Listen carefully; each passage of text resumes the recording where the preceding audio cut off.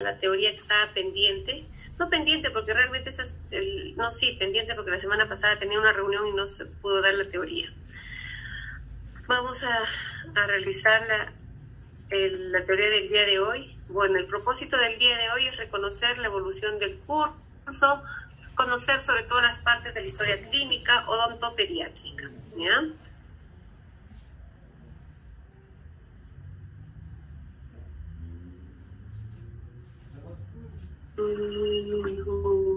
Yo ya me he presentado con ustedes. Para aquellos que de repente entren por primera vez, quien habla es la doctora Jessica Soria Villanes, ¿no? Tengo más de 18 años de experiencia en la práctica clínica privada, ¿no? Y espero que ustedes lleguen a lograr todas sus inquietudes y puedan lograr aprender el manejo tanto de la conducta y del desarrollo de los procedimientos en odontopediatría. Bien, jóvenes, habíamos hablado de la historia clínica en prácticas, ¿no? Ustedes saben que la historia clínica, como bien dice, es un documento médico-legal que recoge la descripción ordenada, compleja y precisa que tiene el profesional en su relación tanto directa, ¿no?, con los pacientes. Es el resultado de un interrogatorio, ¿no?, o realizar una anamnesis que hablaba ayer en prácticas con los chicos del día lunes, y hacerles una exhaustiva exploración física complementada con pruebas que aporten datos aclaratorios para nosotros poder, jóvenes, llegar a un buen diagnóstico y poder realizar nuestro plan de tratamiento que sea adecuado, ¿no?, apto para este paciente niño. Las partes de la anamnesis las partes de la historia clínica son anamnesis, el examen clínico, luego tenemos el diagnóstico presuntivo, que sumado con todos los exámenes complementarios que ustedes van a tener, podemos llegar a un diagnóstico definitivo, lo cual nos va a permitir realizar un tratamiento, realizar un plan de tratamiento y ver la evolución de este paciente. Vamos a ir describiendo cada uno de ellos.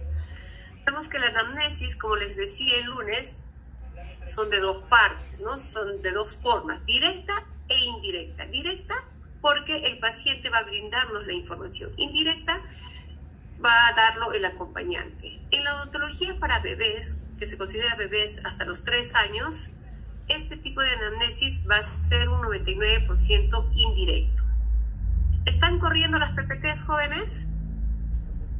Sí, doctora. Sí, doctora. Ok, ya, porque a veces se paraliza en una y me dicen, por favor, porque yo voy a seguir y no me voy a dar cuenta si está pasando las PPTs. Bien, el anamnesis es algo fundamental, es la base fundamental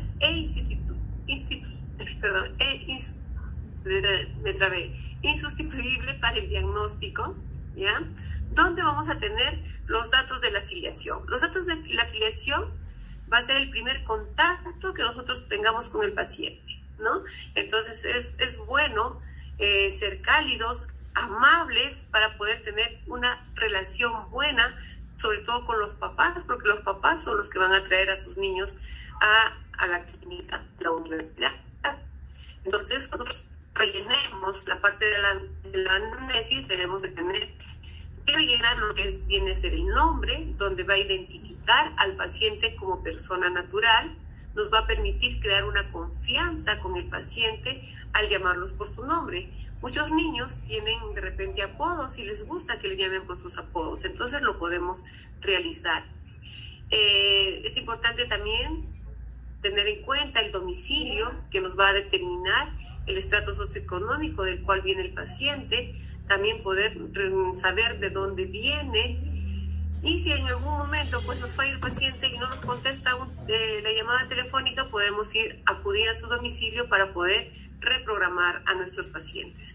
El teléfono es importante también porque vamos a tener contacto directo con la familia, ¿no?, y para cualquier eventualidad. Entonces, todos estos son los datos importantes de la filiación. Dentro de la filiación también vamos a tener en cuenta lo que es la edad, ¿no? Que nos va a permitir ubicar al pacientito de acuerdo a su crecimiento y su desarrollo físico. Su peso, su talla actual. Habíamos hablado que el peso y la talla es importante porque vamos a permitir saber su crecimiento y desarrollo y detectar si es que un niño presenta algún tipo de desnutrición o de repente una obesidad infantil. El nombre de los padres es importante para llamarlos por su nombre, ¿no? Si nos da la confianza, el grado de instrucción académica que tiene este padre, ¿no? De repente analfabeto, de repente llegó a primaria, secundario, de repente superior o de repente profesional, ¿no? Entonces, para saber cómo podemos dialogar con el padre, cómo podemos hacerle llegar la información a este padre o acompañante de este niño. El informante es aquel que de repente está pendiente del niño y los papás por motivos de trabajo no pueden, entonces mandan a un cuidador o cuidadora el cual nos puede brindar todos los datos de este pequeño, ¿no? Son los responsables del cuidado de este niño y de qué manera van a influenciar en ellos su conducta de ellos, ¿no? Muchas veces pasa de que el niño tiene mayor confianza con los cuidadores. ¿Por qué? Porque están más tiempo con ellos, prácticamente casi todo el día, hasta que papá o mamá lleguen en las noches, a las justas si los ves, si están bien, si están durmiendo, no están durmiendo, ¿no? Entonces no hay una confianza de repente de que puedan venir con los papás. De repente con los papás hacen berrinche, como no están todo el tiempo con él, entonces no están acostumbrados a que se les pueda maniobrar delante de los papás, porque van a hacer un berrinche, van a presentar compasión, llanto. Entonces, como los papás no están todo el tiempo con el bebé, entonces van a paralizar el tratamiento, ¿no? Van a decir, no, está llorando, mejor me lo llevo. Pero el cuidador, que tiene más responsabilidad sobre él, le enseña de repente hábitos, de repente hábitos de higiene, o ser un niño responsable, entonces son a ellos que de repente hace caso, ¿no? Entonces, ¿quién nos acompaña el bebé, ¿no? Si es la tía, tío, acompañante, nana, ¿no? Para nosotros poder dialogar con ellos y saber qué tanta familiaridad tienen con los cuidadores. En la primera visita, saber orientar la consulta, ¿no? Saber por qué acuden a la consulta dental. El motivo de consulta, como les decía, son todos los síntomas o signos que presenta el paciente. Y tal cual nos manifiesta, tal cual se debe poner en esta historia clínica. Es importante saber las etapas de desarrollo de nuestros pacientes, ¿no? Saber la etapa embrionaria, ¿no? Si este niño tuvo una etapa embrionaria buena, donde mucho cuidado por parte de la madre, ¿no? Dentro de las etapas de desarrollo tenemos la etapa de desarrollo que es embrionaria, que abarca de los 8 a 12 semanas, la fetal, que abarca de las 12 a 42 semanas, ¿no? El recién nacido hasta los 28 días, infante se le considera hasta los 3 años, preescolar 6 años, escolar 13 años, adolescencia hasta los 18 años, juventud 25 años, edad adulta 60 y adulto mayor a partir de los 60, ¿no? Son las etapas de desarrollo, donde nosotros entramos a tallar como odontopediatras desde la fase primaria hasta la etapa de la adolescencia, ¿no? 15, 16, porque 17, 18 ya no quieren atenderse con nosotros, ¿no? A no ser que nos hayan agarrado tanto cariño, y entonces quieren que nosotros les sigamos atendiendo como odontopediatras. Los periodos de crecimiento se van a dividir en 3 partes. Uno va a ser un crecimiento rápido, que va desde el nacimiento hasta los 4 años. Ese es el crecimiento más rápido, ¿no? A mí me ha pasado, de repente alguno de ustedes, si tiene hijos, ¿no? Naravito, le compras ropa, le dices, ay, no, lo voy a usar la próxima semana porque está bonito. Pasa una semana, 15 días, le pones la ropita que lo compraste y ya no le hace, porque de la noche a la mañana se estiró. Entonces, ese es un crecimiento rápido. También va del año a los 25, al año crecen 25 centímetros, 2 años, 12 centímetros, 3 años, 10 centímetros, 4 años, 8 centímetros. Luego viene el crecimiento lento o sostenido, ¿no? donde empieza de los 4 años hasta la pubertad. En ese periodo de 4 años hasta la pubertad, el crecimiento es lento. Es decir, van a crecer aproximadamente 4.5 a 7 centímetros por año. ¿Ya? Entonces es lento, progresivo, ya no ves que tu niño se va estirando, ¿no? Y va creciendo. Y luego vuelve nuevamente el periodo rápido de crecimiento, que es en el periodo de la pubertad. Pubertad, 11, 12, 13 años. El varón está creciendo 12 centímetros al año y la mujer 3 centímetros al año, ¿no? En la mujer, a diferencia del varón, la mujer pues crece hasta su pubertad, aproximadamente hasta los 15 años, ¿no? En la etapa de la pubertad es donde la mujercita da su estirón, ¡pum! Crece rápido, ¿no? Y de ahí ya el lento, 3 centímetros por año, y hasta los 15 años deja de crecer. En cambio el varón, 12 centímetros al año, se estira de lo que era pequeñito, ¡pum! Te pasó, ¿no? Y después el varón sigue creciendo aproximadamente hasta los 17 años. Bien, hablábamos en la clase de práctica sobre los antecedentes, ¿no? Es importante que dentro de los antecedentes debamos de considerar antecedentes gestacionales, ¿no? Dentro de estos antecedentes gestacionales, ¿qué es lo que podemos ver? ¿No? Vamos a identificar factores de riesgo de la paciente, las cuales pueden repercutir en el embrión o feto, ¿no? Por ejemplo, hablábamos de las enfermedades de repente urinarias o de repente problemas nefrotóxicos, alteraciones que puedan presentar durante la etapa gestacional, ¿no? Hay mamás que de repente toman muchos medicamentos, como medicamentos ototóxicos, ¿no? Por ejemplo, los aminoglucósidos, o de repente están tomando otro antibiótico como el cloranfenicol o las tetraciclinas, ¿no? Todos estos medicamentos jóvenes atraviesan la barrera placentaria. Y si esta madre ha adquirido o ha tomado estos medicamentos en las 3 primeros meses de gestación, que se llama el primer trimestre de embarazo, entonces van a atravesar la barrera placentaria. Todos los antibióticos, los analgésicos, atraviesan la barrera placentaria y pueden causar daños muy nocivos para el bebé, porque en esta etapa del primer periodo embrionario se están desarrollando o se están formando lo que son órganos, ¿no? Músculos, sistemas nervioso central, periférico, ¿no? Donde podemos dañar, ¿no? Si no conocemos, podemos dañar a nuestro embrión. Recuerden que durante el primer trimestre de embarazo, que es el tercer mes donde se da el periodo de la gastrulación, se están formando las 3 capas germinales, de las cuales se forman el tejido nervioso central, del ectodermo, se está formando también el sistema nervioso periférico, del endodermo se están formando los riñones, se están formando el corazón, el sistema cardiovascular, respiratorio, ¿no? Del mesodermo se están formando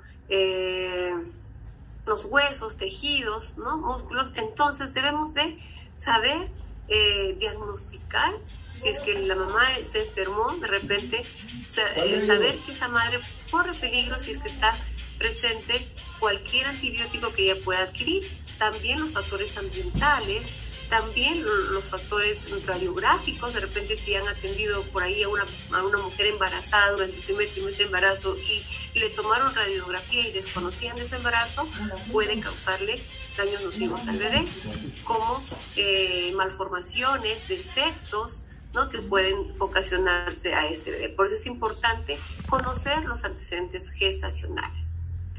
El periodo gestacional es importante, ¿no? En pacientes pretérminos tienen la mayor predisposición a desarrollar enfermedades periodontales. Es decir, nosotros preguntar a la madre si tuvo un embarazo a término. Si terminó el embarazo a término, entonces su niño va a estar sano. Pero si fue pretérmino, entonces está demostrado científicamente que puede tener mayor predisposición, que tiene mayor predisposición a desarrollar enfermedades periodontales.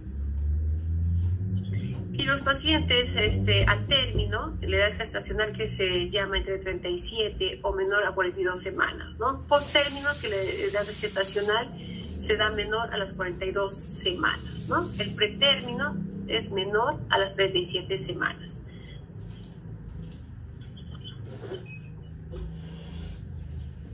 Ahora, también es importante, como les decía en práctica, saber qué tipo de parto tuvo, si fue eutóxico, si fue distóxico. Entonces nosotros podemos determinar si fue eutóxico, saben que fue por vía vaginal, y si fue distóxico, por cesárea, ¿no? Porque muchas veces en estos embarazos distóxicos podemos alterar, ¿no? Pueden dar las deformaciones de cráneo y pueden también ser perjudiciales para estos bebés.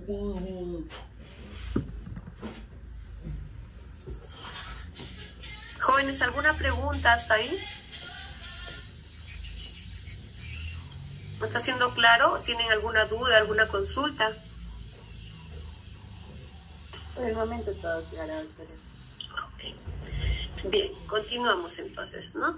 Entonces, los niños que nacen de parto distóxico presentan mayor riesgo de presentar deformaciones craneofaciales. El peso al nacer. El peso al nacer también es importante, ¿no? Para saber si están gorditos, si están con sobrepeso. Entonces, el 50% de los pacientes con bajo peso al nacer van a presentar defectos de esmalte y tienen mayor riesgo a desarrollar caries. Entonces, vamos a tener en cuenta, ¿no? El peso normal es de 3 kilos 250 gramos, sobrepeso 4 kilos, bajo peso menor a 2.500 gramos, muy bajo peso menor de los 1.500, extremadamente bajo menor a los 1.000 gramos, ¿no? Entonces, este es un dato relevante para nosotros saber qué está pasando en la boquita de este bebé. Vean que todo tiene relación, que todo tiene un porqué, ¿no? Y si nosotros no indagamos un poquito de atrás, no sabemos por qué tiene ese tipo de alteraciones, ¿no? De repente hay niños que presenten dientes amarillos, marrones amarillos, y entonces podría relacionarse con un tipo de dentinogénesis en una dentición mixta, por ejemplo, y podemos saber que de repente si nosotros buscamos sus antecedentes gestacionales, quizás la mamá adquirió o tomó lo que son las tetraciclinas por cualquier tipo de infección o dolencia que tuvo y dañó el esmalte o la estructura del diente de este pequeño, ¿no? Por ejemplo, los que nacen con bajo peso, se dice que el 50% de los pacientes con bajo peso al nacer van a presentar defectos de esmalte. Por lo tanto, si tienen un defecto de esmalte, una desmineralización, una mancha, van a estar propensos a que puedan desarrollar caries dental. Las enfermedades de la infancia. Es importante saber las enfermedades de la infancia. ¿Por qué? Porque eso nos va a dar datos importantes si es que tiene alergias o de repente tuvo alguna enfermedad de la infancia como sarampión, viruela, entre otras enfermedades. Para eso es importante, muy importante lo que es el carnet de la vacunación, su cartilla de vacunación, saber si este niño ha pasado por todo el sistema de la vacunación para ver si este niño presenta o no, o presentó algún tipo de enfermedad de la infancia.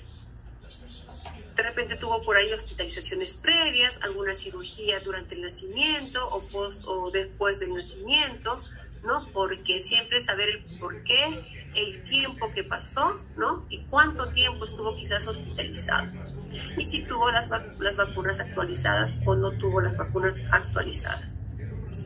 Sabemos que la vacunación es el grado de inmunización que presenta el paciente, ¿no? Tenemos un calendario de vacunación en nuestro Sistema Nacional de Salud y por lo tanto debe cumplirse, todos los niños deben de cumplir con este esquema nacional de vacunación para evitar y prevenir cualquier tipo de enfermedades. En cuanto a la evaluación de riesgo, es importante esta evaluación de riesgo hacerlo detalladamente para saber cuál es el grado, ¿no?, de riesgo en nuestros pacientes, ¿no? ¿Qué tanto si es un riesgo alto, moderado o bajo de caries dental de estos niños? Es importante tomar datos precisos en nuestra historia clínica, como es la alimentación, si fue lactancia exclusiva, no fue lactancia exclusiva, de repente tomó biberones, de repente endulzaban los chupones, las tetillas de los biberones, ¿no? ¿Hasta cuándo usó biberón? 2 años, 3 años, 4 años. Hay niños que hasta los 5 años están usando este biberón. Entonces es importante saber eso. Por ejemplo, si la lactancia materna fue exclusiva o no exclusiva. Si la lactancia materna es exclusiva, entonces debe haber lactado hasta los 6 meses, que los odontopediatras recomendamos mucho. ¿Por qué? Porque ocurre el mayor desarrollo y maduración del sistema nervioso central. Aquellos niños que lactan exclusivamente leche materna hasta los 6 meses. Y muchas veces van a coincidir con la erupción de sus primeros dientes que empiezan a salir a los 6 meses, ¿no? A los 6 meses de nacidos. Ahora, si tomó leche artificial, no está indicada antes de los 6 meses la leche artificial, pero si es que la mamá por X motivos no pudo darle pecho, ¿no? O de repente no generó pecho, entonces de repente este niño tomó o se alimentó con leche artificial. Entonces, si este niño tomó la leche artificial, ¿qué es lo que le va a ocurrir a este niño? Va a retardar la maduración de su sistema nervioso central. Por lo tanto, va a haber una baja o una disminución, ¿no? De su coeficiente intelectual. Generalmente a veces hasta el 50% de una disminución de ese coeficiente intelectual, porque se alimentó de lo que es la leche artificial. De repente tú ves a un niñito que no te sigue tus indicaciones, está ido, y tú le estás hablando, le estás explicando y el niño no se ubica en el tiempo, en el espacio. Entonces, si tú indagas un poquito, quizás este niño tuvo algún problema, algún retardo a nivel del sistema nervioso central y por ende tiene problemas, ¿no? En su coeficiente intelectual. También, si es que se ha alimentado con leche artificial, puede haber que haya deficiencia de lo que es el sistema inmunológico, ¿no? ¿No? Entonces, si la lactancia fue mixta, es porque la madre no pudo, de repente no tuvo mucha leche materna y entonces se ayudó de ambos, porque los varoncitos sobre todo son más comelones que las mujercitas. Entonces, si tuvo una lactancia materna, no hay indicadores de que nos puedan decir de que es malo o de que les pueda causar alguna alteración, no. Pero sí sería bueno saber, ¿no? De caries de infancia temprana, si tuvo una lactancia mixta, entonces de repente en el momento que le dieron el biberón, de repente usaron leche artificial y sobre esa leche artificial, que por lo general son todos dulces, de repente le agregaban miel, ¿no? O de repente otro tipo de edulcorante. Entonces saber la cantidad de azúcar que ese bebé estaba consumiendo. Para la evaluación de riesgo, mi escuela, desde donde yo vengo, a mí me enseñó a realizar lo que es la técnica del reloj de Elías. De repente lo he escuchado y también está en las literaturas. Este reloj de la técnica de Elías es una técnica educativa, ¿no? Que se basa en conceptos científicos actuales, donde el doctor Elías elabora este instrumento educacional, ¿no? Que va a ser utilizado en la práctica diaria del odontólogo. ¿Qué nos va a permitir este reloj de Elías? Nos va a permitir determinar el riesgo de caries mediante el tiempo diario de desmineralización y de remineralización. Vamos a educar también con este reloj de Elías a los padres, ¿no? Y a los tutores en el cuidado de su salud bucal. Es sencillo de usar este reloj de Elías, ¿no? Entonces nos va a ayudar mucho a poder dar una consejería adecuada, ¿no? Y poder ver el grado de desmineralización y de remineralización, ¿no? Entonces decimos que no se debe dar consejería, no solo oír, sino también escuchar. No poner caras de aprobación ni de desaprobación tampoco, ¿no? De decir, cuando, por ejemplo, tú le das la técnica de Elías, ¿no? Entonces, decir, mire, no, cuando él te está relatando y tú le vas preguntando, porque es un interrogatorio, a las 6 de la mañana se levanta. No, 7 se levanta, y a las 7 de la mañana. ¿Qué come a las 7 de la mañana? Le doy una agüita y no le vas a dar tú. No le debes dar agüita, le debes dar esto. No debes de dar en ese momento consejería, hasta que no termines de realizar el reloj, ¿no? no solamente debes de oír, sino también escuchar lo que te está diciendo, ¿no? ¿Qué te está transmitiendo este paciente al decirte que está comiendo a tal hora, a tal hora, a tal hora, y no escuchas en ningún momento el horario del cepillado dental? Entonces tampoco vamos a poner caras de extrañeza, ¿no? De desconformidad, o que si apruebas o no apruebas. No, solamente escuchar y realizar las preguntas que este padre o tutor te está transmitiendo, para que tú puedas observar aquí el grado de desmineralización que pueda presentar este paciente.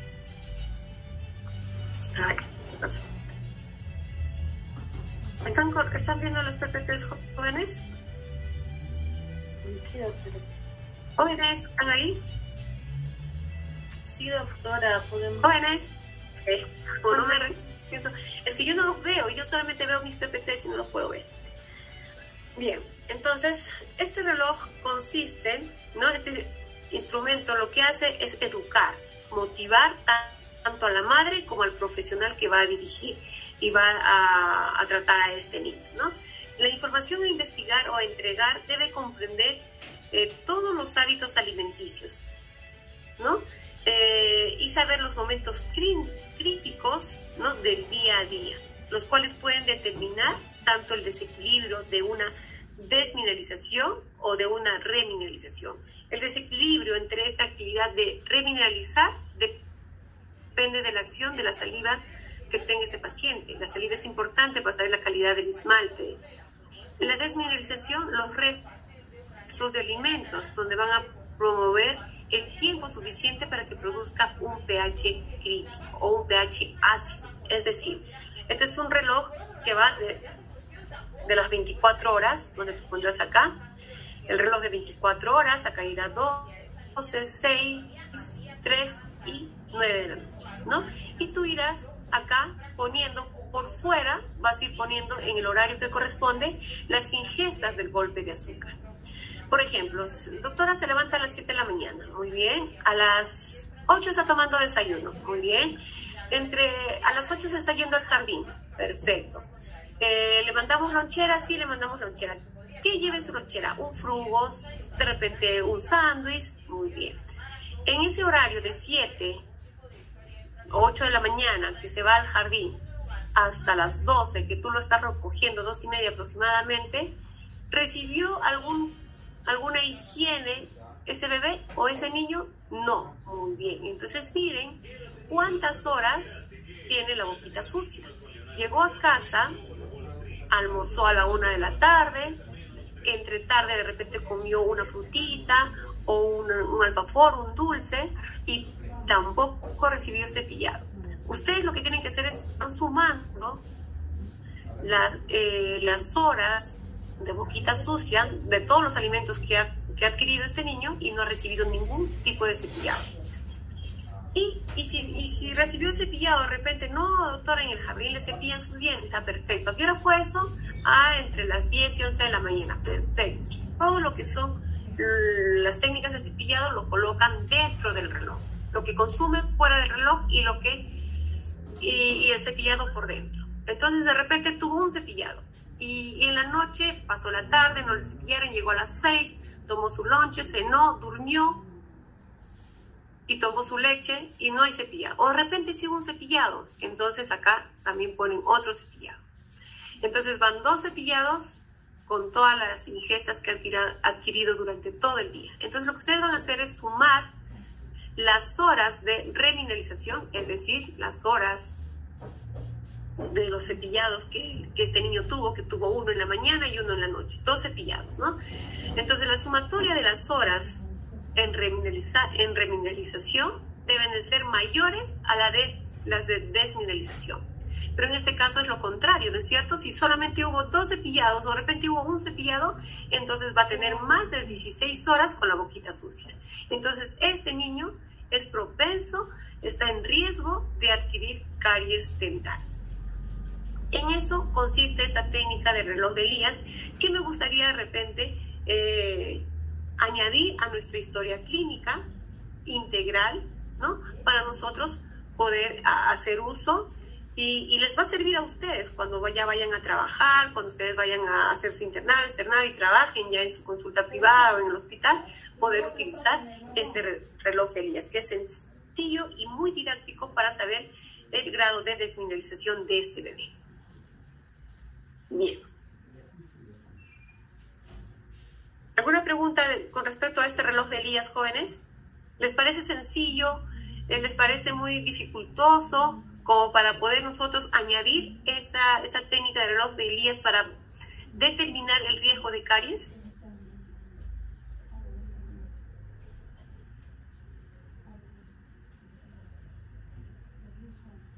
¿Qué dicen? ¿Lo añadimos o no lo añadimos?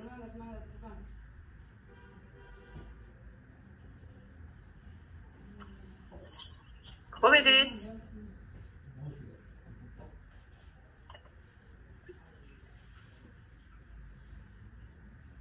¿Qué nos dice Javier Raimundo? ¿Entendió esto de Díaz? Un poquito más, ¿puede explicar eso, doctorita? No le estoy intercortado, está mi señal. ¿Puedes explicar? Ok. ¿El resto de estudiantes que están en el MIT o solamente han puesto ¿Una vez más? Ricardina, Lisbeth, Cintia, ¿entendieron la técnica del reloj de Elías? Sí se entendió, doctora. Doctora, buenas noches. Yo creo que más en la práctica lo podríamos hacer eso para poder entenderlo mejor. Porque así Claro. nada más un poco no lo entiendo mucho. Sí, lo vamos a realizar en la práctica. Esto lo vamos a realizar en la práctica y va a ser un instrumento para poder medir el riesgo de caries, ¿ya? Entonces, es simple. Es hacer un reloj de 24 horas donde van a colocar las ingestas de los golpes de azúcar en la parte externa y la higiene en la parte interna. Sí. No te escucho.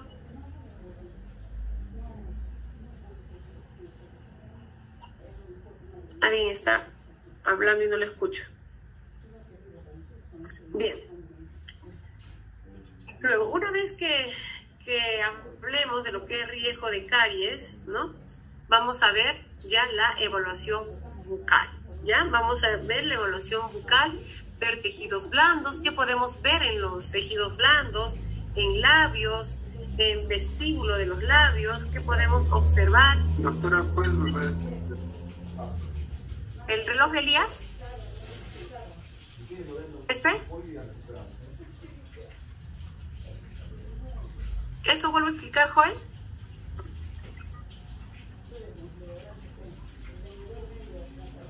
No lo escucho. Creo que su audio está mal. ¿Alguien me habló? O si está escribiendo, por favor, me puede verificar si me está escribiendo. Yo no puedo ver acá porque tengo la pantalla completa. Está mal su audio. Ya, quiere que le vuelva a explicar qué es la técnica de Elías. Bien, esta técnica consiste y es muy fácil para ver la actividad de desmineralización y de remineralización. Desmineralización, ¿no? Cuando existe, ¿no?, un factor riesgo, que es la cantidad de golpes de alimentos azucarados que este niño recibe durante las 24 horas del día.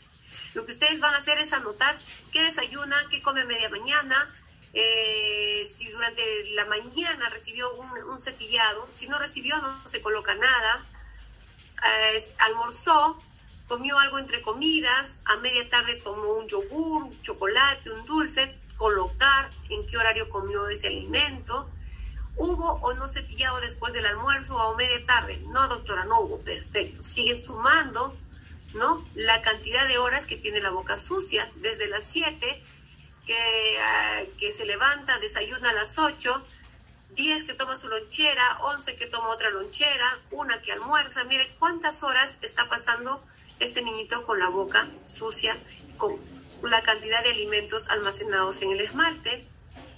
Y si no es removido esos alimentos, por ende, esos alimentos, ¿no?, con el paso de las horas, ¿qué es lo que pasa con esos alimentos, ¿no? Con la mezcla de la saliva y de no haber higiene, se van a crear bacterias y esos ácidos van a causar las manchas blancas, que es la desmineralización. El diente propenso a adquirir. Y si recibió higiene, lo van a colocar acá. Si recibió, no, yo sí le cepillo los dientes cuando vuelve del jardín. Ah, muy bien, un cepillado. Yo le cepillo después de almorzar, doctora. Ah, muy bien, después. Yo le cepillo todas las noches antes de irse a dormir. Ah, muy bien, ya tiene 3 tipos de cepillados. Entonces, acá, el cepillado que se está realizando entre comidas será mayor al de las ingestas de los alimentos. Por lo tanto, este niño no va a tener riesgo de que haga caries dental, a diferencia del que sí, que come mucho y que no tiene ningún tipo de cepillado. Y esto lo vamos a comparar, si es cierto que recibe las 3 veces de cepillado, lo vamos a comparar con el índice de higiene oral que revisemos, ¿no? Porque su índice debe de ser de bueno regular, no debe de ser de regular a mano. ¿Más claro? Bien. En los tejidos blandos, ¿qué es lo que podemos ver? ¿Qué es lo que podemos observar? Vamos a observar en los tejidos blandos, que como son los labios, el vestíbulo. Vamos a observar de repente lesiones primarias, podemos observar, ¿no? En los tejidos blandos se van a evaluar todas las lesiones elementales, tanto primarias y secundarias. Podemos ver lesiones primarias que son máculas, petequias, pápulas, nódulos, hasta tumores podemos observar en estos bebés, ¿no? En los labios, ¿qué podemos observar en los labios? Podemos observar de repente que están agrietados, de repente podemos ver un tipo de leucodema que es producida por la mordida a nivel de la mucosa. A veces los niños se muerden así, se muerden el labio y hacen una lesión autoinducida por ellos mismos, ¿no? De repente una úlcera, ¿no? Podemos observar todo eso en el vestíbulo también, podemos ver leucodemas que se dan a nivel de las mucosas. Los frenillos, si son normales o son patológicos. Si son normales, son aquellos que son independientes en su forma y que se inserta a unos milímetros por encima del margen gingival, por ejemplo. Los frenillos labiales, estos son los frenillos labiales, ¿no? A estos los caracterizamos o los diferenciamos de acuerdo a su número, forma e inserción. Al número, porque puede ser único, como también puede ser doble, ¿ven? Doble frenillo, o también triple frenillo. Único, doble o triple. Acá también hay un doble frenillo. Forma, si es triangular o recto. Este es recto, este ya es triangular, miren. Inserción, si es alta, ¿no? Si es media o si es baja. Entonces, si es alta, no es patológico. Si es baja, o si es media, perdón, tampoco es patológica. Ay, no, tampoco es patológica. Pero si es baja, sí es patológica, porque este frenillo está fibroso, ¿no? ¿Y qué es lo que va a ocasionar teniendo este frenillo de inserción baja? Que no es bueno.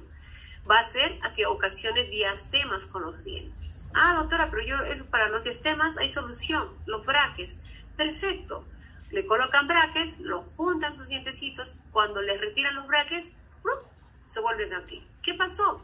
No nos percatamos del frenillo que tuvo inserción baja, fibroso, adherido entre diente y diente, ¿no? Y por lo tanto no va a permitir que nunca se junten nuestros conejitos. A este caso de frenillos de inserción media, ¿no? Perdón, de inserción baja y fibrosa, requiere un tratamiento de frenectomía labial. Y los frenillos linguales, también se caracterizan, también se diagnostican, ¿no? Anterior, posterior y medio, ¿no? El frenillo lingual, a diferencia de los labiales, es que tienen atrapado la lengua, no dejan que la lengua salga de la lengua, por lo tanto no pueden emitir sonidos consonantes. Y en los bebitos, ¿qué pasa cuando tienen el frenillo lingual muy fibroso? No pueden lactar, derraman la leche, ¿no? Entonces tenemos que diagnosticarlos y realizar también una frenectomía. Vamos a hablar de una clase de frenillos con mayor detalle, ¿ya? Esto es para que puedan realizar la historia clínica.